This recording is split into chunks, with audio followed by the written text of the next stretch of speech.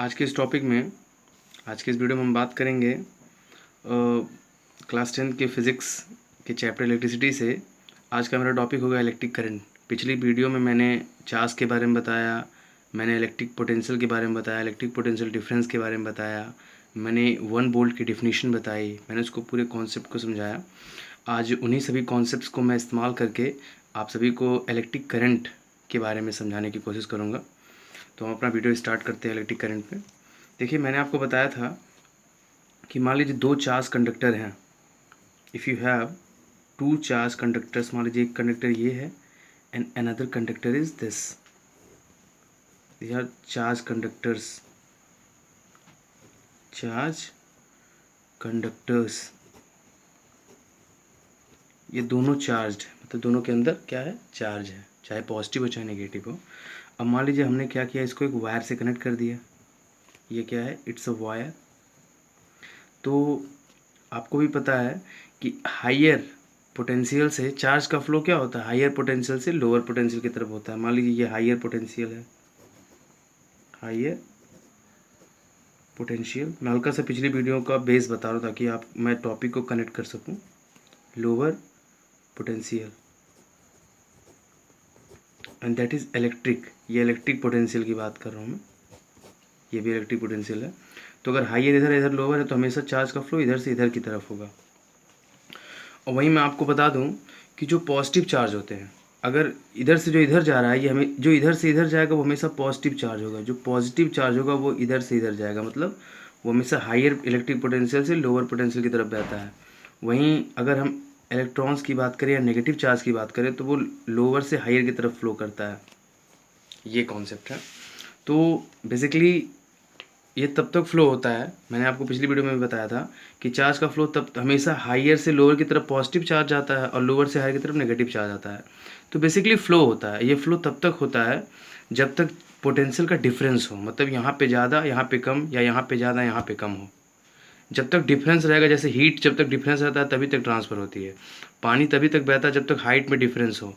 Height same हो जाएगा तो पानी नहीं बहेगा, फ्लो नहीं होगा वाटर। वैसे ही जब दोनों टर्मिनल्स का, दोनों तरफ का जहाँ से वायर कनेक्ट है, अगर इलेक्ट्रिक पोटेंशियल सेम हो जाए, इक्वल हो जाए, तो फ्लो, चार्ज का फ्लो रुक जाएगा। तो ये चार्ज का फ्लो तभी, चार्ज के फ्लो होने के लिए कंडीशन क्या है, हमेशा इलेक्ट्रिक पोटेंशियल डिफरेंस होता है। फ्लो ऑफ चार्ज, अगर हम चाहते हैं फ्लो ऑफ चार्ज, तो इसके लिए हमें कंडीशन क्या है, कंडीशन क्या है इसकी, कंडीशन क्या है कि इलेक्ट्रिक पोटेंशियल डिफरेंस होना चाहिए। इलेक्ट्रिक पोटेंशियल डिफरेंस, बिना इलेक्ट्रिक पोटेंशियल डिफरेंस के ये करंट नहीं फ्लो होगा। यानी अगर हमें चार्ज का फ्लो बरकरार रखना है, ये भाई देखो जनरली तो ये तब तक फ्लो होगा जब तक डिफरेंस रहेगा। लेकिन जब इसमें चार्ज इसमें जा रहा है या इसमें चार्ज इसमें आ रहा है तो इसमें चार्ज कम होगा। तो हो सकता है एक कंडीशन ऐसे, जब दोनों तरफ का चार्ज सेम हो जाए, इक्वल हो जाए, तो चार्ज का फ्लो बंद हो जाएगा। हमें पता है फ्लो होने के लिए डिफरेंस होना चाहिए पोटेंशियल में।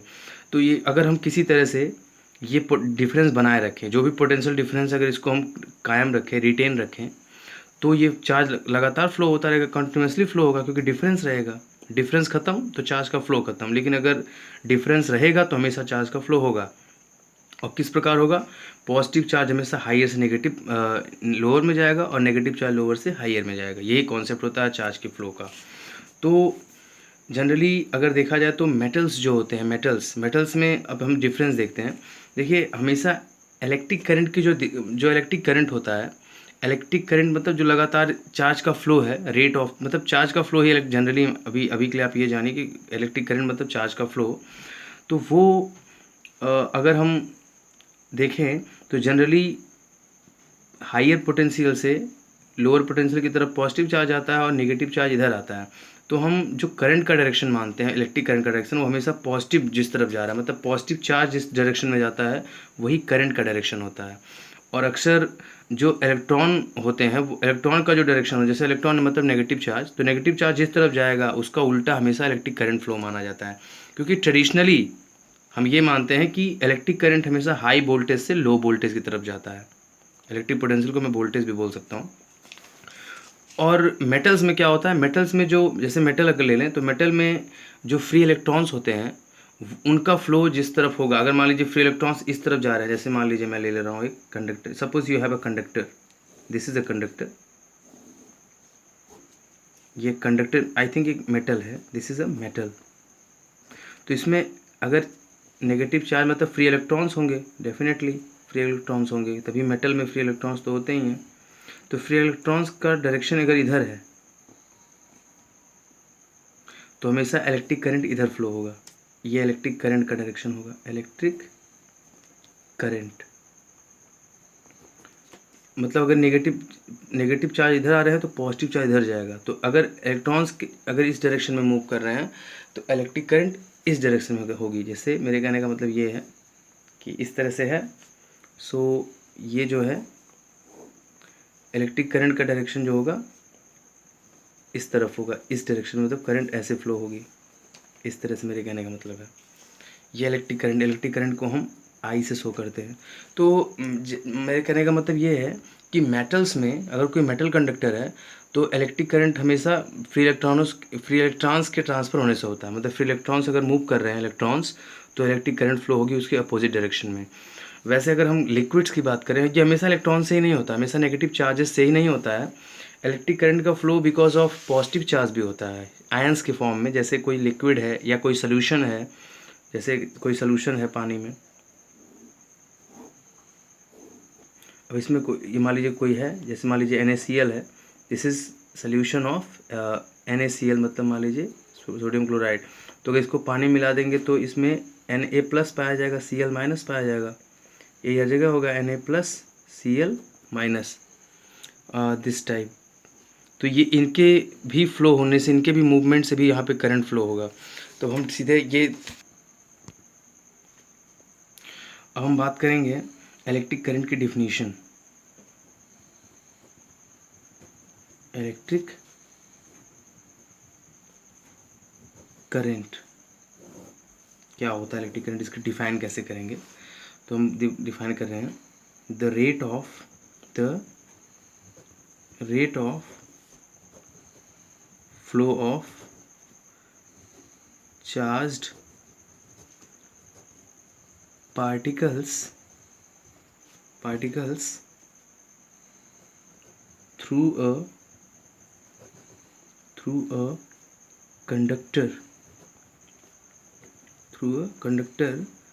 is called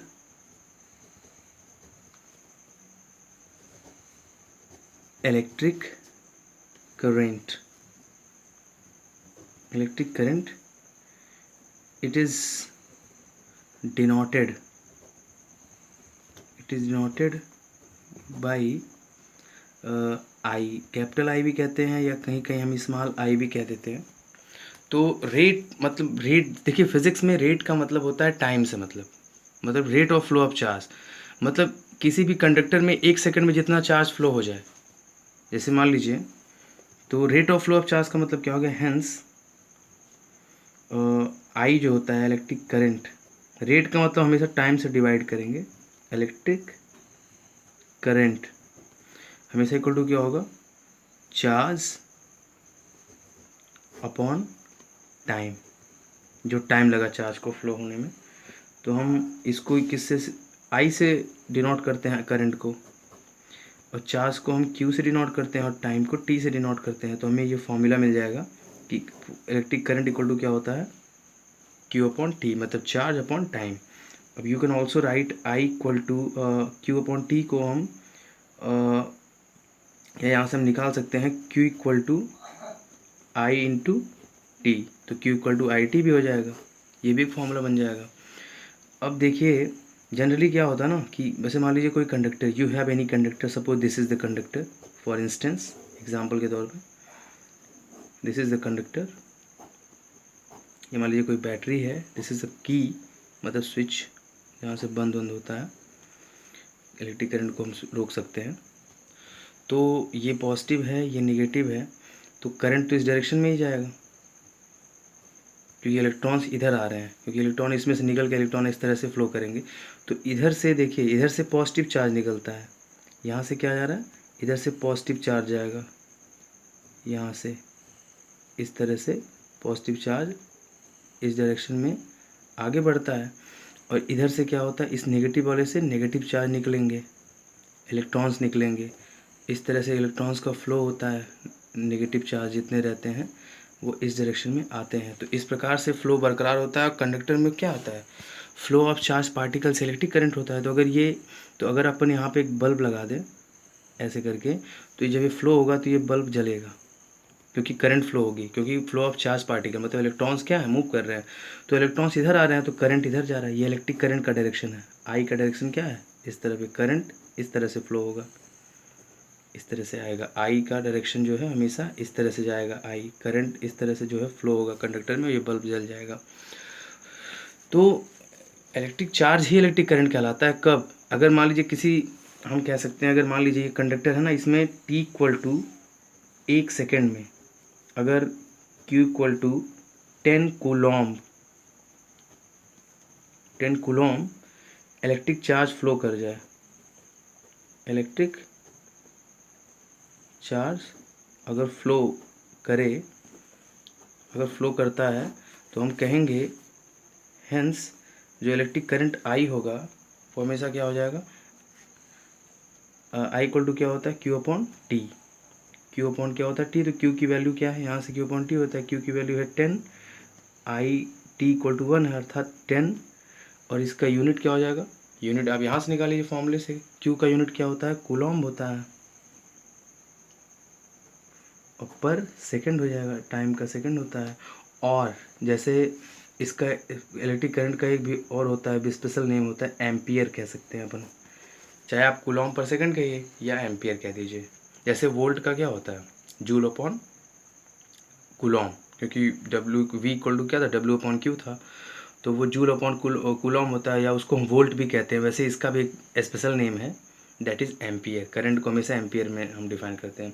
तो इलेक्ट्रिक करंट हमने क्या देखा, इलेक्ट्रिक करंट एक्चुअली होता तो वही है कि किसी कंडक्टर से 1 सेकंड में जितने चार्ज फ्लो कर जाते हैं, जितने कूलॉम, उसी को हम इलेक्ट्रिक करंट कहते हैं 1 सेकंड में।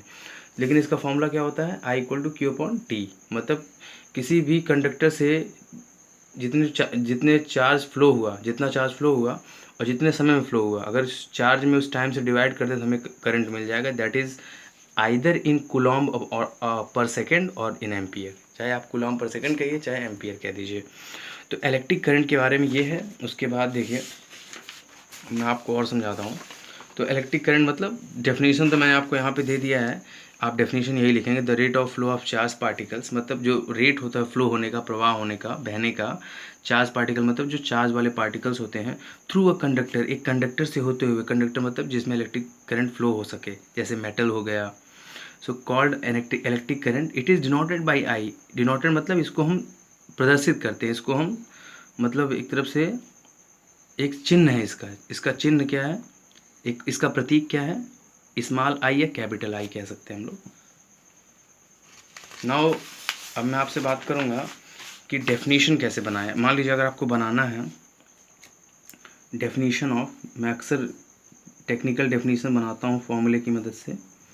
डेफिनेशन ऑफ, जैसे 1 वोल्ट था वैसे ही हम 1 एम्पियर भी निकाल सकते हैं।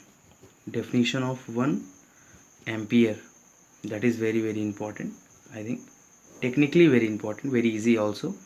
सो आई इक्वल टू हमें पता है, this is Q upon T. हम जानते हैं I equal to Q upon T होता है from the definition of electric current. This is from the definition of electric current.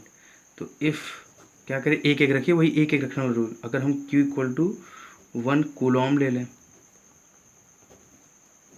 And T equal to 1 second ले लें, देन हम देखते हैं आई इक्वल टू में क्या मिल जाएगा, 1 upon 1, that is 1। I equal to 1, I का यूनिट क्या होता है, एम्पियर। तो हमने देखा कि जब हमने Q इक्वल टू 1 कूलॉम रखा और हमने आई इक्वल और T इक्वल टू 1 सेकेंड रखना, तो हमने देखा कि आई इक्वल टू भी 1 एम्पियर आ गया। तो हम कह सकते हैं कि 1 एम्पियर वो करंट होता है जो किसी कंडक्टर से 1 सेकेंड में जो किसी कंडक्टर से 1 सेकंड में, क्योंकि हमने t=1 रखा है, जो किसी कंडक्टर से 1 सेकंड में 1 कूलॉम चार्ज के फ्लो होने से प्रोड्यूस होता है। हम ये डेफिनेशन दे सकते हैं क्योंकि हमने रखा है, तो हम डेफिनेशन ये अच्छा होता है। 1 एम्पियर कब आया? जब हमने Q और T को 1 रखा। So in the same way I am going to define hence 1 ampere मैं डिफाइन करने जा रहा हूँ। 1 ampere is that amount of electric current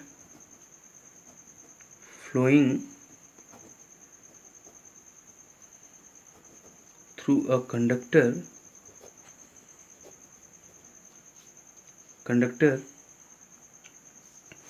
which produces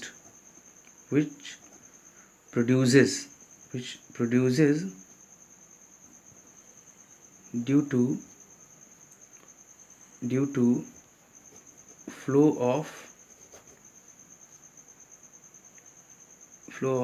the charge of 1 coulomb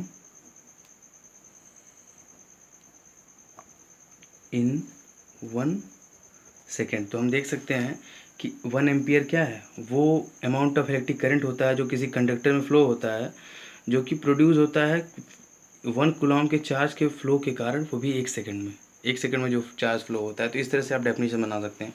आप अपने हिसाब से भी लैंग्वेज सेट कर सकते हैं, आपका ग्रामेटिकल मिस्टेक नहीं होना चाहिए। वैसे आप अपने हिसाब से भी इस डेफिनेशन को बना सकते हैं। फंडा ये है कि ये डेफिनेशन रटने वाला नहीं है, ये डेफिनेशन समझने वाला है। ये डिफाइन करने का सबसे अच्छा तरीका है कि आप फॉर्मूले में एक रखेंगे Q और T की जगह, I बराबर भी 1 एम्पियर आ जाएगा। तो ये कैसे आया? क्योंकि हमने Q और T को 1 रखा। तो इसको आपको एक लैंग्वेज देना है, सिस्टमेटिक लैंग्वेज, जैसे मैंने यहाँ पे दिया है कि 1 ampere is that amount of electric current flowing through a conductor which produces, जो कि उत्पन्न होता है due to flow of charge of 1 coulomb in 1 second, जो कि प्रोड्यूस होता है 1 सेकेंड में 1 कूलॉम चार्ज किसी कंडक्टर में फ्लो होने से। तो ये बन गया टेक्निकल डेफिनेशन। तो यहाँ पे कोई वो खास रॉकेट साइंस नहीं है। और एक और चीज़ जान लीजिए आप, अगर मान लीजिए कोई भी, suppose you have any, this is body, कोई भी बॉडी है, कोई भी है, तो अगर इसमें हमें चार्ज निकालना है, तो मान लीजिए इसमें n इलेक्ट्रॉन्स हैं। इसमें कितने इलेक्ट्रॉन्स हैं? n इलेक्ट्रॉन्स हैं। तो इसका चार्ज अगर Q है, तो हमेशा Q इक्वल टू क्या होता है? Q इक्वल टू होता है n इंटू ई। मतलब किसी भी बॉडी पे कितना चार्ज हमें निकालना, चाहे पॉजिटिव चार्ज हो चाहे निगेटिव, दोनों एक साथ लिख रहा हूँ, तो हमेशा एक इलेक्ट्रॉन का चार्ज क्या होता है? इक्वल टू होता है -1.6 इंटू 10⁻⁻19 कूलॉम होता है। तो हम, अगर हमें पता है कि इस बॉडी में कितने इलेक्ट्रॉन्स हैं, तो हम इसका चार्ज इस फॉर्मूले से Q इक्वल टू N से निकाल सकते हैं।